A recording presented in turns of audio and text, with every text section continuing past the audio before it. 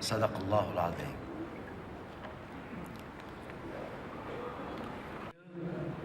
Honorable assistance, il devenait impossible de mettre en place cet événement d'envergure co-organisé par le ministère de la Santé, le ministère de l'Agriculture et la GH, sans consacrer un panel dédié spécialement aux catastrophes naturelles et à leur gestion. Nous ne sommes en effet qu'à quelques jours de ce séisme, autant dire d'actualité. Et j'espère que nous pourrons ensemble tirer des enseignements de cette dure épreuve et émettre des recommandations cruciales relatives à la gestion de ce type de catastrophe naturelle. Nous avons à cet effet l'honneur d'accueillir parmi nous, dans ce panel, et nous allons les accueillir tout à l'heure, des experts de tous horizons, en sismologie, en médecine d'urgence, en secourisme, en prise en charge psychologique, et bien d'autres expertises certainement. Mesdames et messieurs, cette catastrophe a certes vacillé et démoli nos murs, mais a surtout révélé l'incroyable solidité d'un autre type de fondation que celle de nos maisons. Nos valeurs d'humanité, d'altruisme, de patriotisme et de générosité saluées mondialement. Une fois de plus, les Marocains ont su donner l'image de ce qu'ils sont depuis toujours, un peuple solidaire, résolument soudé autour de son roi, capable de donner au monde entier une magistrale leçon de civisme et de générosité. Aujourd'hui, notre pays est profondément endeuillé par le triste bilan humain de ce tremblement de terre qui a frappé principalement nos régions montagneuses du Haut-Atlas. Une double peine pour leur population, déjà parmi les plus précaires et les plus enclavées du Maroc. Les morts et blessés par milliers, les survivants traumatisés, sinistrés et démunis, 300 000 personnes se retrouvent sans toit et quelques 60 000 maisons ont été endommagées et le tiers d'entre elles détruites.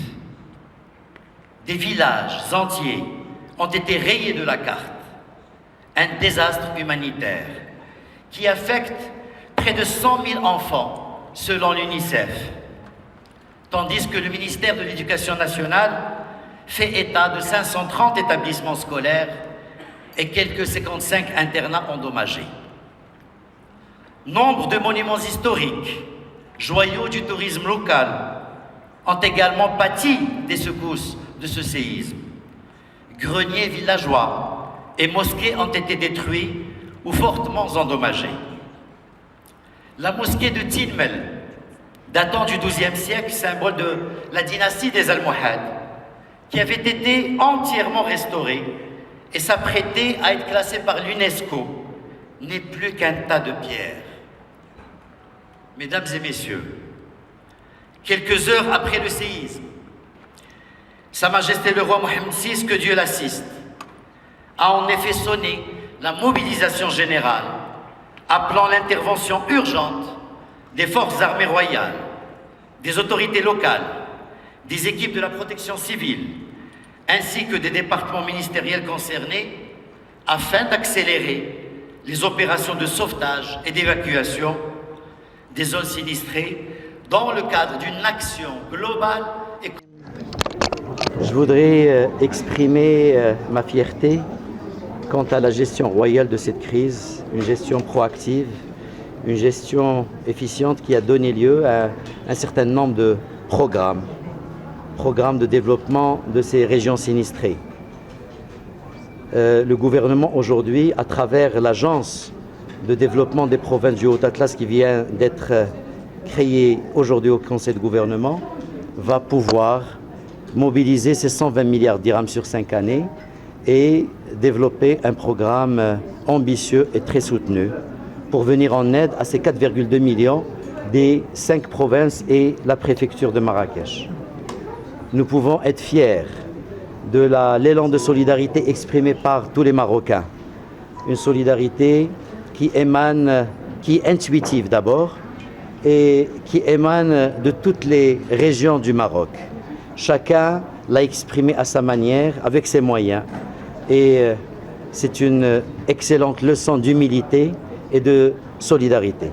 Je voudrais également rendre un vibrant hommage aux autorités, Forces armées royales, Gendarmerie royale, Police nationale, Protection civile, Forces auxiliaires, autorités locales et également départements ministériels, notamment celui de la santé et de la protection sociale, pour le travail accompli, concerté, coordonné qu'ils ont à mener pendant toutes les phases de secours, d'évacuation, de prise en charge des blessés, mais également de relogement, d'établissement de campement, mais également d'alimentation et de fourniture de moyens de base pour ces personnes sinistrées.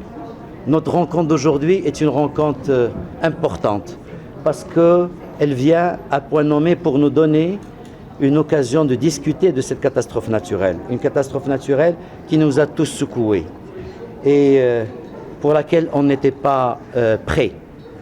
Nous avons tiré un certain nombre d'enseignements grâce à l'intervention des différents experts nationaux et étrangers. Et on peut résumer ces recommandations en 4 points, sachant qu'il y a beaucoup plus que ça.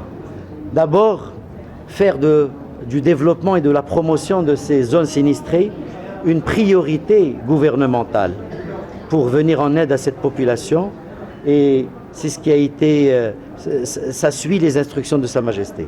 Deuxièmement, comment préserver ce capital naturel, culturel que revêt cette région, dans la mesure où il constitue aujourd'hui une attractivité internationale, mais également le souci de la restructuration de ce paysage, de cet habitat, en respectant le savoir-faire local, en donnant l'occasion de nous concerter avec la population locale pour voir quel type d'habitat ils recherchent. Donc je pense que ce sont suffisamment d'éléments importants sur lesquels cette agence devrait se pencher pour pouvoir lancer ce programme intégré. L'autre question importante qui concerne la recherche scientifique.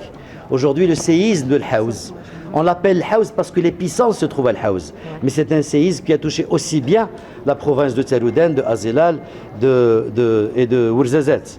Et donc, dans la mesure où l'épicentre était à Eril, et donc on l'appelle l'Haouz. Ce séisme a connu une activité sismique en 1953, et donc ça fait très longtemps. Et il était quasiment oublié. D'habitude, on a une activité sismique dans les limites des plaques continentales, notamment au nord, dans la limite entre la plaque africaine et eurasienne. Et donc, c'est ce qui avait donné le séisme de Al-Hoceima en 2004.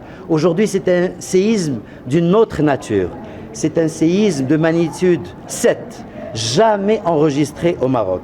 Et donc, nous faisons appel à nos chercheurs qui ont une très grande expertise, à nos géophysiciens, géologues, structuralistes, pour pouvoir mener des études détaillées et caractériser, évaluer ce type de séisme, pour essayer de comprendre d'abord et contribuer à la compréhension de la sismologie continentale et également nationale. L'autre aspect, c'est que, comme vous le savez tous, il y a un projet de loi concernant la montagne. Il est temps que le gouvernement puisse se pencher sur l'adoption de ce projet, dans la mesure où ce projet peut constituer un véritable levier et un instrument de développement des régions montagneuses et rurales. Merci beaucoup.